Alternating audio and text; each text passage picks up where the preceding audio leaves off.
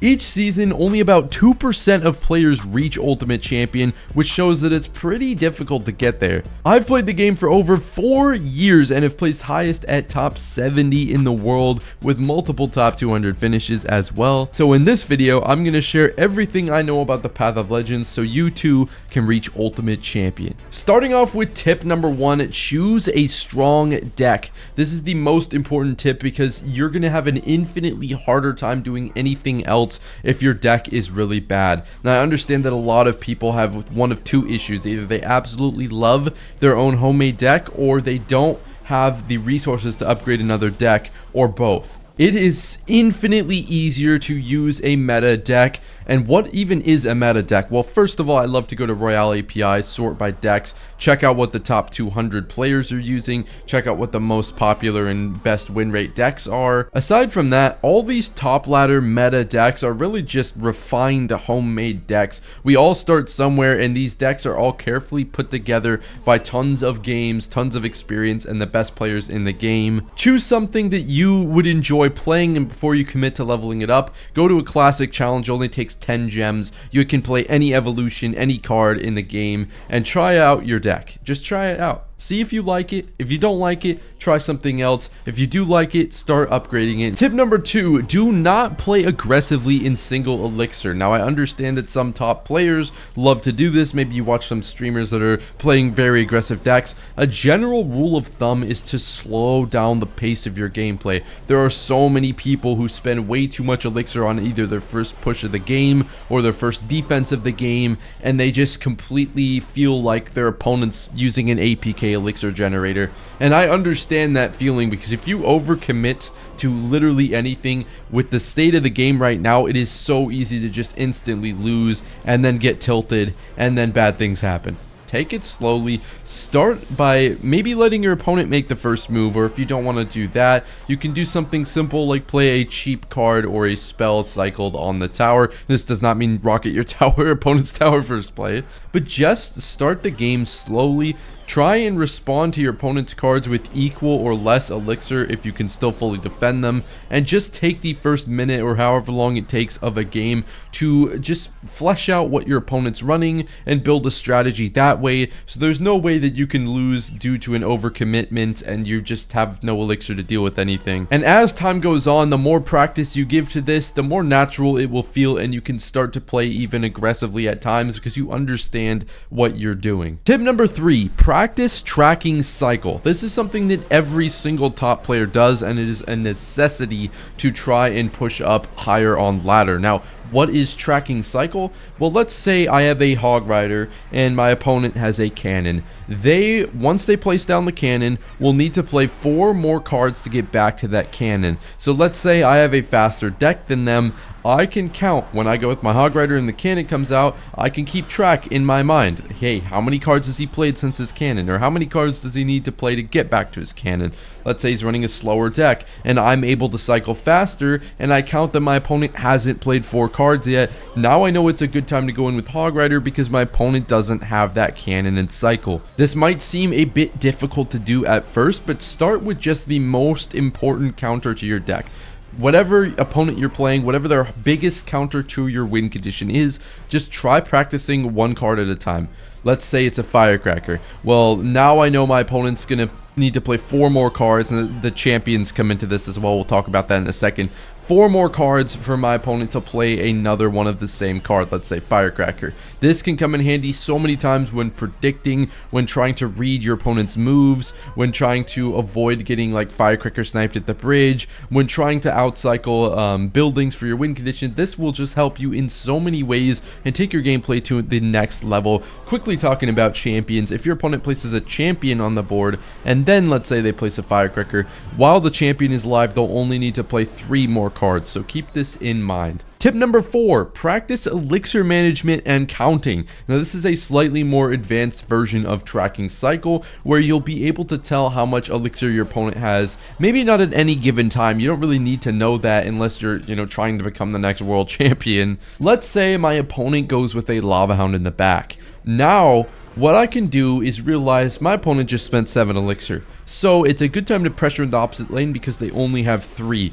And now, once they play whatever they play in the opposite lane, I can realize that my opponent has literally no elixir, so they now can't back up their Lava Hound push and play defense at the same time. This leads into a broader strategy of trying to play cards that force your opponent to spend elixir. This is mainly against beatdown matchups, but you will be able to tell how much elixir your opponent has the more you practice, and the more you realize, just like tanks in the back mean my opponent's at low elixir. That's the starting point. You just need to know if your opponent's at low elixir or a lot of elixir, and thinking about how much elixir your opponent's at before you decide to go in for a push or something like that can avoid you giving your opponents massive counter pushes. It can help you play better offense, smarter offense, and therefore make your defense easier. And over time, with the same as tracking cycle, the more you do it, the better you're going to get. Start off with something simple like being able to track 6 elixir cards, 7 elixir cards. Practicing counting and tracking elixir will make you a much better player with anticipation and timing to your pushes, and it makes you just so much better. Tip number 5 is to practice your interactions, and really this is an interesting tip because you will get this down with just practice. Just practice the deck that you picked in step 1. Now you could play other decks as well as the deck you picked, but for practicing interactions, you're gonna learn the more you play. Don't be scared if you mess up. Like, let's say I'm playing a tornado deck for the first time and I screw up pulling a balloon to my tower. I screw up pulling a hog rider to my tower. You can actually practice interactions in the training camp, in the practice versus AIs versus friends. You don't need to do that though. You can just play repetition after repetition in ladder or classic challenges or wherever, and just give your time to practice interactions. You'd be so surprised how many people just quit a deck or something like that because it's too difficult, because they don't know how to play it, because they keep messing up interactions. Now this is a really simple tip and it's almost a mindset tip, but just keep practicing your interactions in your deck. The more you play your deck, the more you're going to discover that there's different interactions, what works, what doesn't work. When you see let's say a giant, you know what to do. When you see a hog rider, you know what to do. When you see an Evo firecracker, you know what to do. Just keep practicing these interactions, and don't be too hard on yourself. When you're just learning a new deck, give yourself tons of practice and time and go easy on yourself. Tip number 6 is to study your replays. Now I know this sounds boring, but if you want to get better, you have to watch film, and it doesn't have to be that crazy. Let's say you lost a game. Let's say maybe you don't know why you lost the game, because sometimes it's obvious, like, hey, my finger slipped and I missed a fireball and I lost the game. But other times it's deeper. Maybe you got absolutely rolled and you don't know what you did wrong, and you can't improve if you keep losing games like that. So we go to the replay. Think about where everything went wrong. Just determine where everything went wrong. It's pretty easy to see if you actually watch the replay. It's different in every game, but basically, what happened that made it go wrong, and how can I fix that by examining everything you had in your hand, every play you made before that up to like 15 seconds before that play that everything went wrong at, and just look at it. What could I have done differently? Why was the play that I did the wrong play? Or sometimes you just get completely hard countered and it sucks, but usually you can watch your replays to tell what went wrong and just examine it, figure out what went wrong, what else could you do, and think about not just the specific play, but the mindset and the type of macro that went on. Like, why did I do this play? Was that the right play? Was it something else? And just go through your games that you lose, even some games that you win. If you feel like you could have done something better, go to your replays and just look at them. You'll be surprised how many benefits you can get from studying your replays. Tip number 7 is to stay calm and focused. Now this is easier said than done, but I'll share some strategies that help me, because to be honest, hitting Ultimate Champion is pretty difficult for newcomers. It is a thing that takes a lot of time and dedication. Believe in yourself. Just go in there and do it. Practice. The more you practice, it doesn't matter how many games you spend in World Champion, the more you practice, the more confidence you'll build in yourself. It was like this for me when I won my first grand challenge way back in the day. It was like my heart was beating really fast and I was nervous, but I kept at it, I kept practicing, and I got it. And once I got it, it became easy, and that is what it will be like to you guys. Just keep practicing. You will get self-confidence and build that confidence the more you play your deck. More importantly, try and focus. Don't play for Ultimate Champion when you're, babysitting or watching Suits or something like that. Just, you want to sit down and focus, because you're going to need to string together 12 straight wins. It's not like in a row, I don't think. I don't know exactly how the math works, but I know you need to get 12 steps to get to Ultimate Champion from Royal Champion. It is so important to just take your time. Just play 1 or 2 games at a time. If that's all that you can focus on, and that let's say you have ADHD or something like that, if all you could focus on is just a couple games at a time, do that. Doesn't matter how long it takes. When you feel at your utmost best, play and try and win. Don't play when you're feeling down. Don't play when you're angry. Don't play when you're upset. Don't take your anger out on Clash Royale. It doesn't work like that.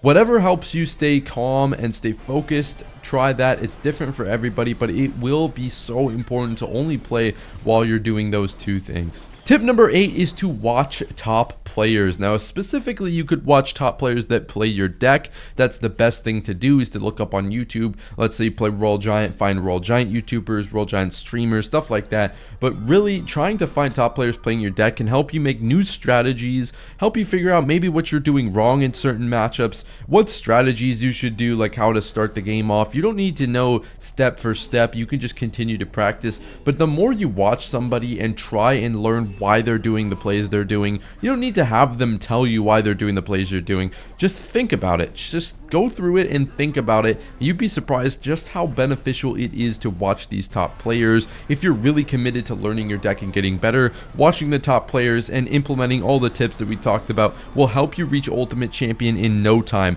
But you have to give the effort, you have to believe in yourself, and you have to play when your mental is at an all-time high, or maybe not an all-time high, but just when you believe in yourself and when you're feeling good. Hop into the arena, play some games, keep practicing. Don't beat yourself up, because once you get enough practice and skills under your belt, you're going to be able to hit Ultimate Champion with ease.